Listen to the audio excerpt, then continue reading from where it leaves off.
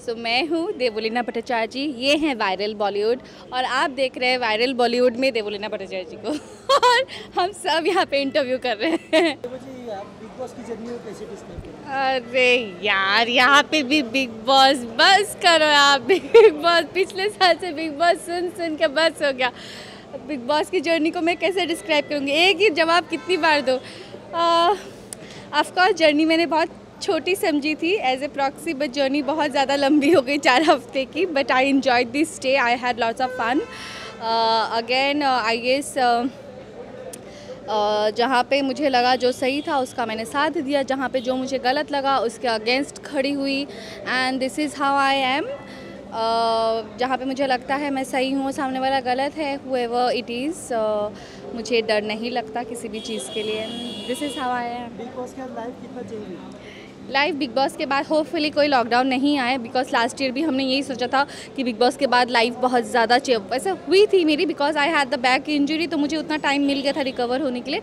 But इस बार I am fit and fine by the grace of God and by all the blessings. So I really don't want any lockdown any more and I really hope कि ये corona जल्दी से चला जाए और हम बहुत सारे काम करें। राखी मुझे मारेगी, तुम लोगों ने मुझे रोक लिया।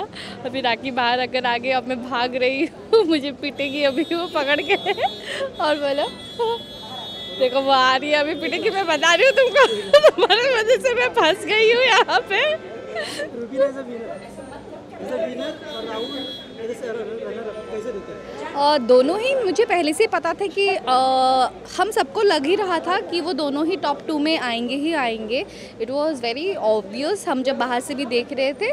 सो उनमें से विनर जो भी बना, इट्स ऑफकोर्स दोनों ही मेरे लिए विनर थे पहले से ही। And of course they both played well and दोनों में से कोई भी जीतते I would feel the same. आपको क्या लगता है, क्या कमी रही कि आप फिनाले तक नहीं पहुंच पाए? भाई मैं कंटेस्टेंट नहीं थी, मैं प्रॉक्सी थी। क्या हो गया है तुम लोग को? भाई तुम कैसे सवाल पूछ रहे हो मुझसे? मैं अगर कंटेस्टेंट होती मैं लिख के दे रही हूँ, मैं फिनाले में ज़रूर होती। और कुछ अभी मैं प्रॉक्सी थी, मैं तुम कुछ भी बोल लेते, तुम अगर धरना भी देते तो भी मैं फिनाले पे नहीं पहुँच सकती थी। आप बोलो आगे। नहीं, अगर आप फिनाले तक पहुंच जाते तो इजाज़ की री एंट्री होती ना, मैं वो बता रहा हूँ। पर वो इजाज़ ही जा सकते, अगर इजाज़ आते तो वो फिनाले तक ज़रूर आई थिंक पहुंच जाते। मतलब वो 100% वो फिनाले में थे।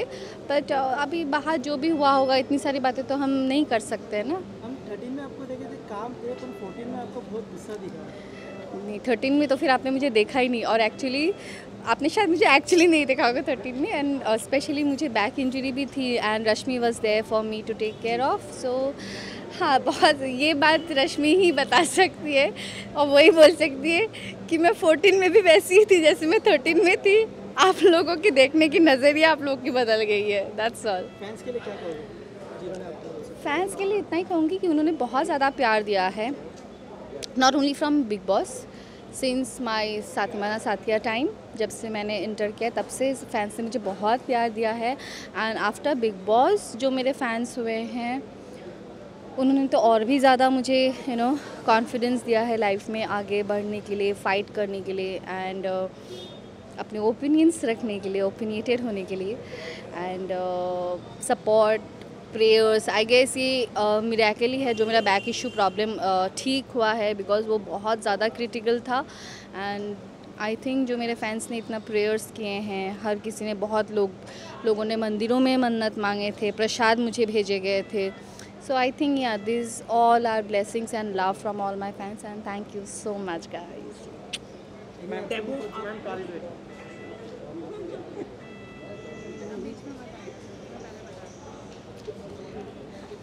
Done? Sorry?